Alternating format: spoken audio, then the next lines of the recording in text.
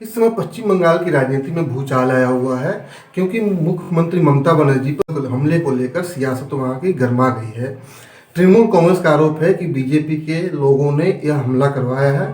खुद ममता बनर्जी ने यह कहा कि कुछ लोग उनके करीब आए थे और उन लोगों ने हमला बोला था, लेकिन बीजेपी का आरोप है कि तृणमूल कांग्रेस का यह चुनावी हथकंडा हो सकता है। कांग्रेस नेता अधीर रंजन चौधरी ने भी कहा है कि यह ममता बनर्जी का चुनावी हथकंडा है। सवाल है कि इस चुनावी राजनीति में, चुनावी मौसम में कोई पश्चिम बंगाल की मुख्यमंत्री पर हमला करने का जोखिम कौन मोल लेगा? कौन चाहेगा कि पश्चिम बंगाल की मुख्यमंत्री ममता बनर्जी चुनाव में पूरी की पूरी सहानुभूति बटोर कर ले जाए और सहानुभूति के रूप में उन पे जो वोट बरसेंगे वो उनके खाते में चले जाए। यह कोई भी राजनीतिक दल इस मौसम में यह जोखिम लेना नहीं चाहेगा।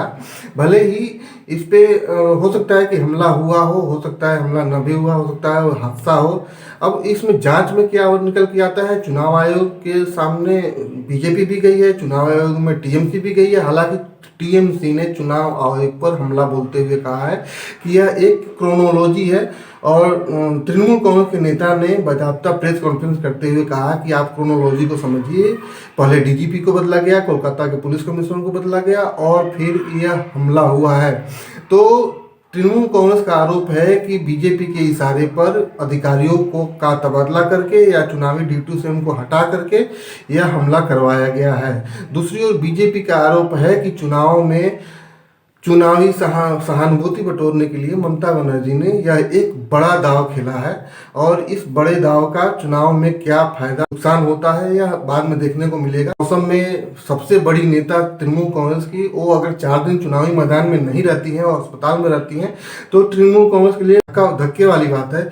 लेकिन राजनीति के जो जानकार हैं, जो चुनावी विशेषज्ञ हैं, वो मान रहे हैं कि ममता बनर्जी प्रचार से दूर रहकर जो, या प्रचार करके भी जो फायदा नहीं ले सकती थी, वो इस हमले के बाद वो सिंपैथी के रूप में ले सकती हैं। बीजेपी का आरोप है कि नंदीग्राम में ममता बनर्जी को वह फायदा नजर नहीं आया जिसकी उम्मीद वो कर रही थी, इसलिए उन्होंने जो है ये हमले का एक ड्रामा रचा है और जांच में सब कुछ निकलकर साफ हो जाएगा। बीजेपी ने तो सीसीटीवी फुटेज को सार्वजनिक करने की भी मांग की है।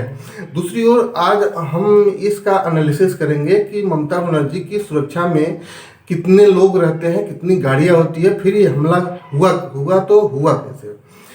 आप सभी जानते हैं कि किसी भी राज्य के मुख्यमंत्री को Z+ सिक्योरिटी हासिल होती है। ममता बनर्जी को Z+ सिक्योरिटी हासिल है।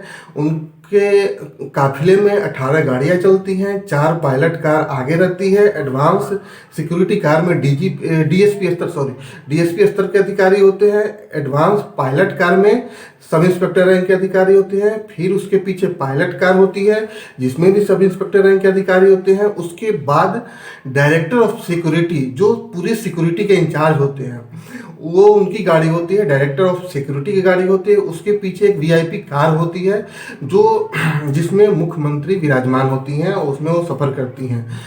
मुख्यमंत्री कार के पीछे एस्कॉर्ट 1 और एस्कॉर्ट 2 के रूप में 2 गाड़ियां होती हैं। उनके पीछे जैमर 1 और जैमर 2 की 2 गाड़ियां होती हैं। उनके जैमर के पीछे एक स्पेयर वीआईपी कार होती है।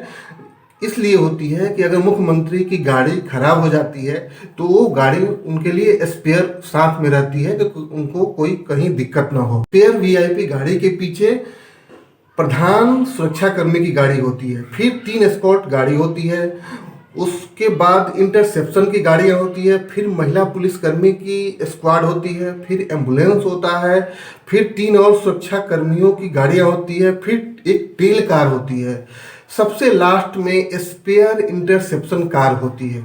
तो ये है किसी भी मुख्यमंत्री की सुरक्षा व्यवस्था। दिल्ली के मुख्यमंत्री अरविंद केजरीवाल हो, चाहे बिहार के मुख्यमंत्री नीतीश कुमार हो, चाहे महाराष्ट्र के मुख्यमंत्री उद्धव ठाकरे हो, चाहे पश्चिम बंगाल की मुख्यमंत्री ममता बनर्जी हो। लेकिन अब ये हादसा है या हमला है, ये तो जांच के निष्कर्ष के बाद ही सामने आ पाएगा, या उस घटना की सीसीटीवी फुटेज हो तो ही सामने आ पाएगा।